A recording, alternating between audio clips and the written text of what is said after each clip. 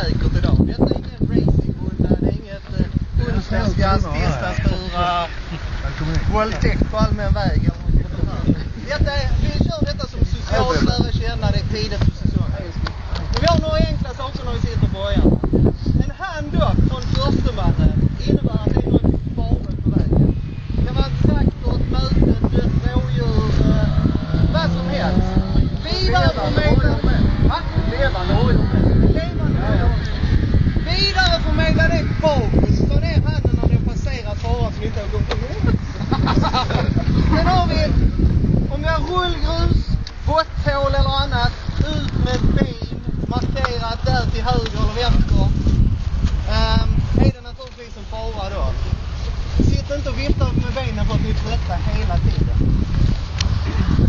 Omkörningar i gruppen, absolut förbjudet. Tycker ni det går för luset, be om att få lov att köra om vid nästa stopp eller vid paus eller någonting. Prata med